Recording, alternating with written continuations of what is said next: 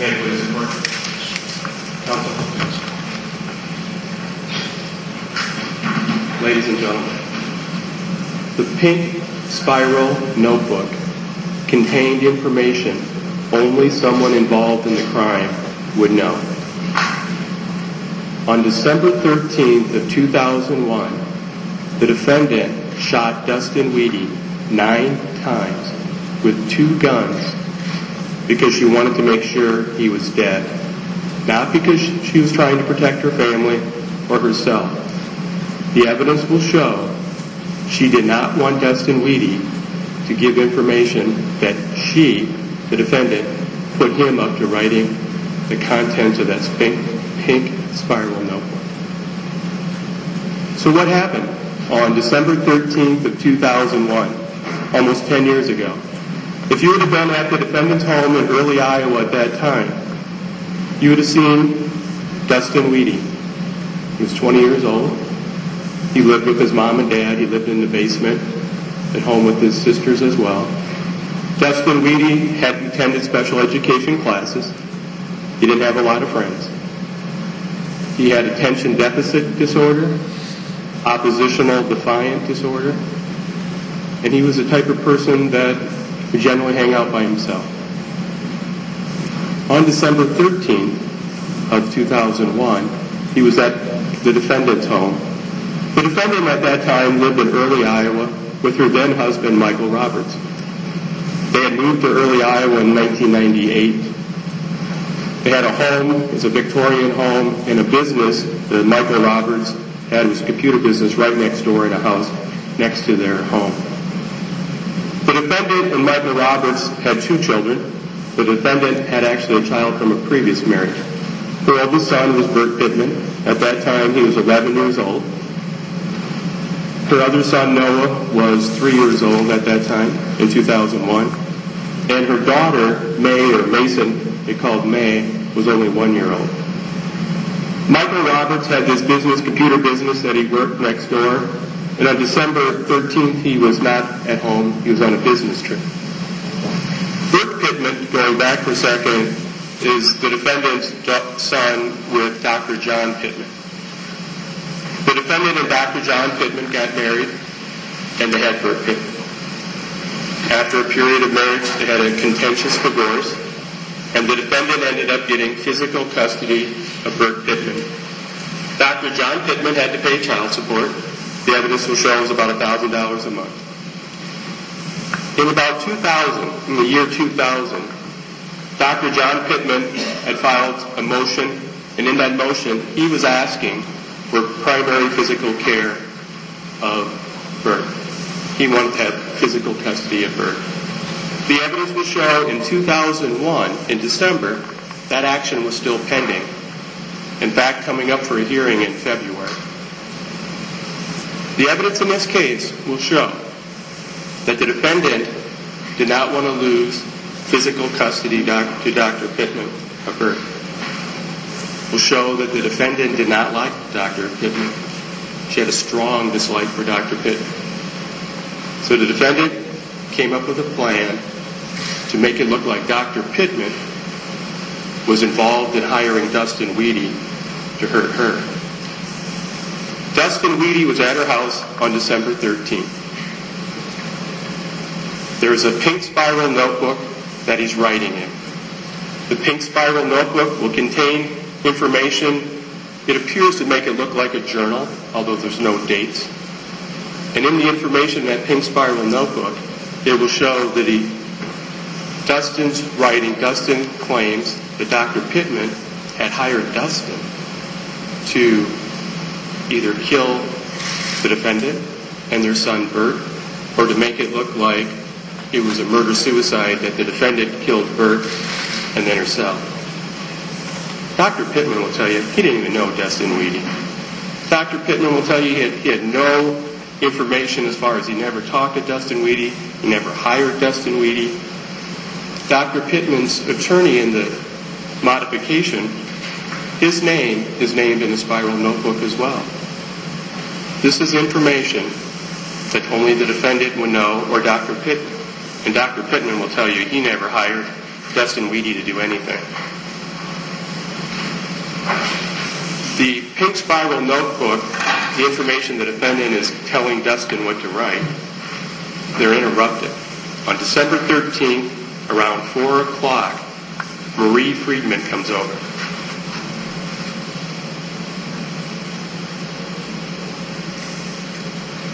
Marie Friedman will tell you today that she was a friend of the defendant. Her husband, Raymond Friedman, worked for Michael Roberts. They worked in that computer business. Her husband, on Tuesday, Raymond, left with the defendant's husband, Michael, on a business trip. They went to Minneapolis, flew to Denver, and then back to Minneapolis. So they were gone from the 11th and the 13th, which is a Thursday. They weren't to be back till the Friday. Well, Marie Friedman had talked to the defendant, or it had been set up before that day, that she was going to stay overnight with the defendant and with the kids, because both of their husbands were gone on a business trip. She was student teaching at that time in Oldebolt.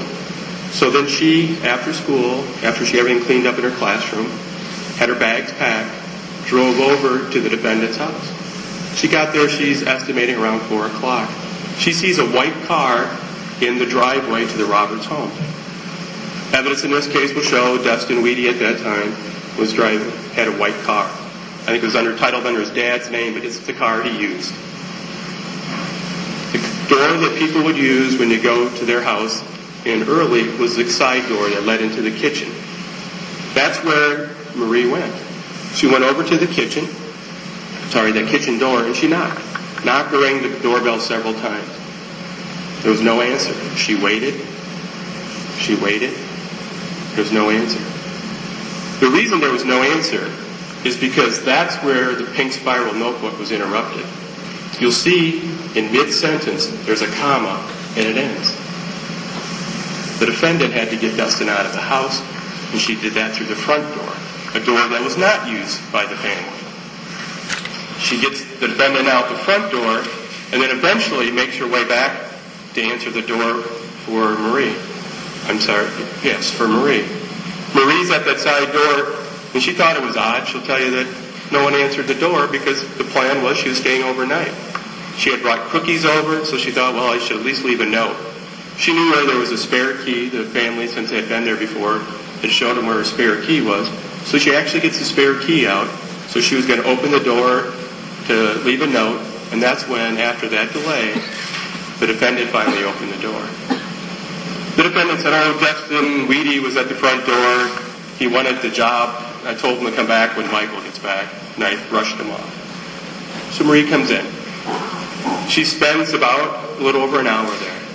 And as she's talking to the defendant, at some point, it seems she'll tell you that there wasn't any conversation about her staying over, and then she mentioned something about staying over that night, because that was their plan, and the defendant said, no, I have to get Bert. I got to take Bert.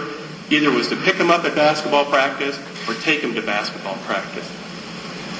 Marie will tell you, that's the first time she realized the plans had changed.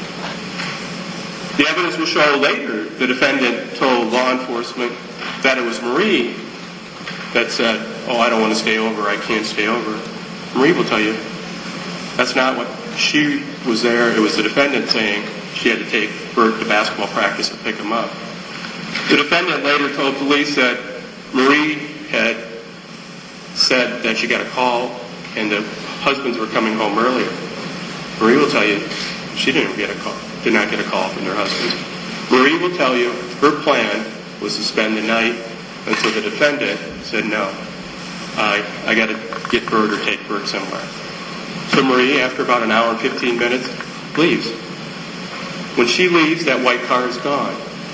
And the evidence will show the defendant could not have Marie there, because the plan was in place to make it look like this was some type of burglary, home invasion, and Dr. Pittman's behind it. So Marie's gone, and Dustin comes back. And Dustin was upstairs at some point that evening, and in fact, there had been some voices through the door to Bert Pittman. Dustin ended up in the defendant's bed. The defendant had set this up to look like it was a staged burglary Dr. Pittman was behind it, based on a pink spiral notebook. But what Dustin did not know is she couldn't take a chance for him to stay alive to tell the police, hold up to questioning. Her plan, which she followed through with, to shoot Dustin Weedy. And she did. She shot him a total of 11 shots. 10 from a .40 caliber Beretta. And 8 of those shots struck Dustin Weedy. 2 in the back of the head. Also, she fired another shot from a .357 revolver into the back of Dustin Weedy's head. Then she had Bert go downstairs, call 911, say there was a shooting, some type of break-in attack. And Bert did that.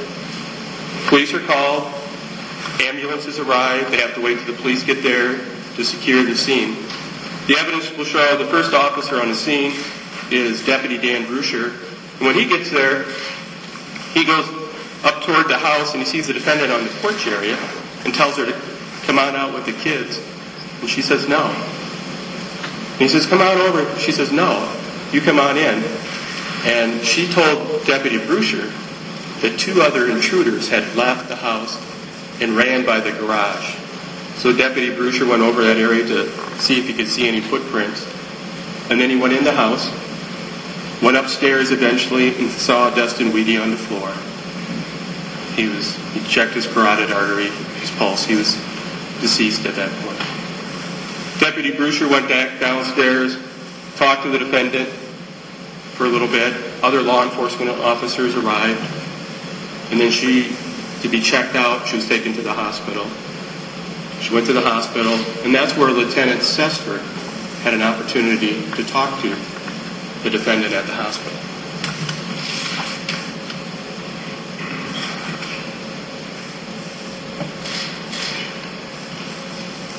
Lieutenant Sestford will tell you he interviewed the defendant, and the defendant said Dustin and Marie had come over, that Dustin had stopped over and she told him to leave, and then she went upstairs, and around 5:15, 6 o'clock, she was giving her daughter a bath, little 1-year-old, and then she heard some noise downstairs, and she told the Lieutenant Sestford that she saw a couple shadows start to come upstairs. She said these 2 men came upstairs, and then she ran down the hallway, got the maid, little girl, into Bert's room, told Bert to shut the door and not open it, no matter what he heard. She said then they started to attack her. They were choking her or strangling her with pantyhose. She had pantyhose she laid on the railing to dry. And she said during the attack she may have lost consciousness. She might have woke up on the hallway floor, and then she saw the men down or somebody down by Bert's room yelling or something. And then they came back and they started fighting again with her. They started grabbing her, but she was able to break away, get into her bedroom, and if you face her bed, on the right side of her bed, in a narrow area back by the wall, is a gun safe. And she said she was back there with the lights off. Her glasses had been knocked off, and she said she has poor vision without her glasses. She was trying to open the combination as a touch button gun safe. She tried 4 or 5 times. They were pulling on her legs. They were pulling on her hair. And she finally got it open after several attempts. And she grabbed a gun. And then she tried to pull the trigger, but it didn't go off. So she had to fumble with either the safety, or she had to chamber around or something. She was fumbling with the gun. And then she pulled it over her right shoulder and fired a shot. And then she turned and fired a couple shots. And then she saw a silhouette, and she emptied the Beretta, which is 10 shots. All this with the bedroom dark. All this when they were pulling on her legs, grabbing her neck. All this without her glasses on. Out of those 10 shots, the evidence will show, in the dark, in a bedroom, with no glasses on, she hit him 8 out of 10 times. She said then she heard somebody breathing and someone leave out the door. go down the steps. So she went to check on her kids who were in Kurt's room. When she started to come back, the person that was laying on the floor in her bedroom started to move. She went in there and said, "Stay down, keep down." The person was rocking, was trying to get up, and she tried to fire with the Beretta with her right hand, her dominant hand, and it was empty. So somehow she had a second gun in her hand, a .357. She told Lieutenant Sessler she's not sure when that gun got in her hand. And she shot this person in the back of the head. Well, she said she shot.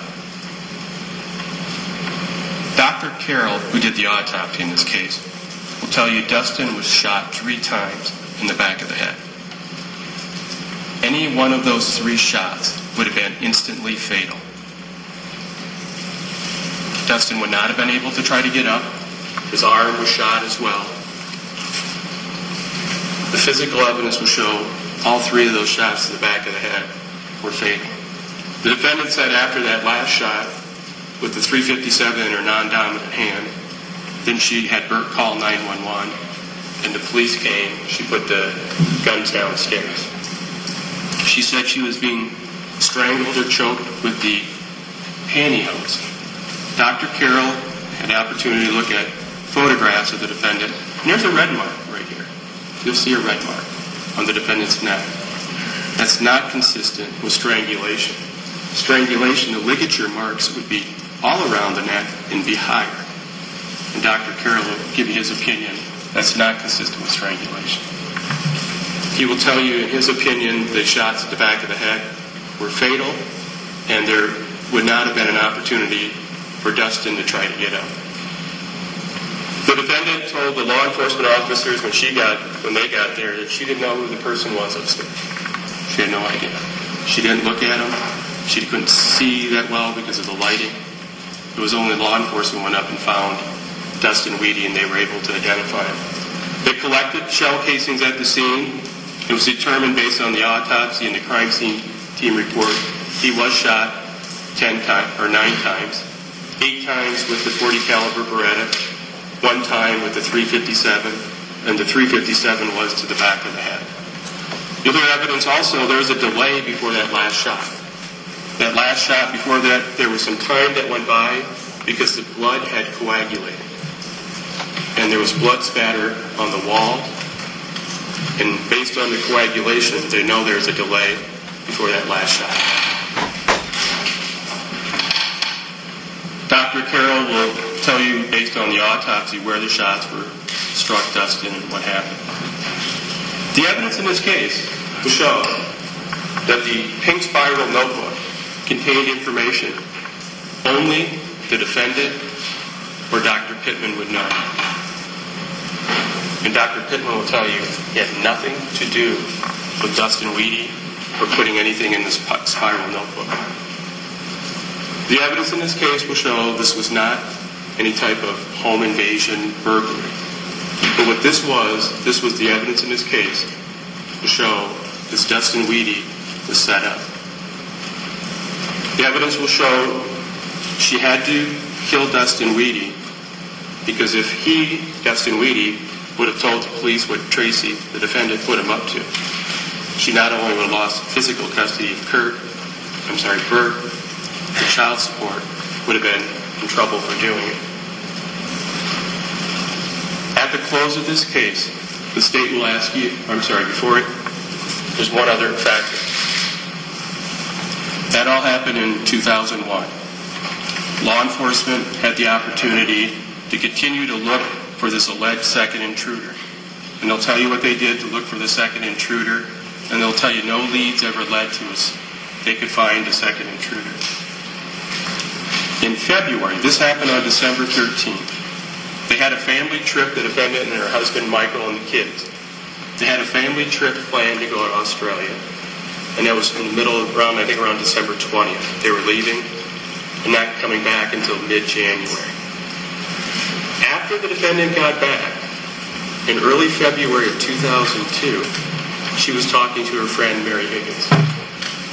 Mary Higgins will tell you she was good friends with the defendant, And she went over and talked to her after she got back from Australia about what happened, the whole situation in the house.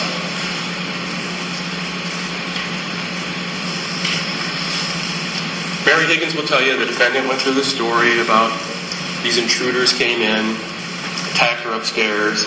She was trying to get the guns out, fired and shot the one person who later was determined to be Dustin. But then that's when Mary, in February of 2002, Mary Higgins asked the defendant, did the police find anything in Dustin's car? And the defendant told Mary, the police told the defendant they found a computer in the back, which is true. There was an old computer in the back that was from the defendant's house in the back of that car. And the defendant told Mary the police said they found a pink spiral notebook. And Mary said, pink spiral notebook? Why would Dustin have a pink spiral notebook? And the defendant said, well, maybe it was his sister's. The evidence in this case will show that's important. Because when the police found the pink spiral notebook, it was on the front passenger seat, just sitting there in Dustin's car that was parked near the defendant's home. Law enforcement at that time made the determination to be very discreet about that pink spiral notebook. Because they knew the person that was involved in this would only know about the information in there and the fact that the pink spiral notebook existed. So they were very discreet, and the law enforcement officers will tell you they never told the defendant in January or December or before February anything of 2002, anything about a pink spiral notebook. Mary Higgins was interviewed, but that was in December before she talked to the defendant. And she'll tell you she didn't think anything of it. The defendant told her that's what the police said they found, so she didn't think anything of it until 2011. Mary Higgins will tell you something changed, that she found out something, and she did go to the police. And Mary Higgins will tell you, in 2011, she told the police, it was in February of 2002, the defendant said, the police told her there was a pink spiral notebook in the car, in Dustin's car. The evidence will show, the police never said that. The evidence will show the only reason the defendant knew about it is because she was involved in having Dustin write that pink spiral notebook. That's how she knew about it. It contained information only her or Dr. Pittman would know. The evidence will show she is the one that put Dustin Weedy up to writing it. She's the one that set up Dustin Weedy, and she is the one that shot and killed Dustin Weedy on December 13th of 2001. At the close of the case, the state will ask you to find the defendant guilty of murder in the first degree.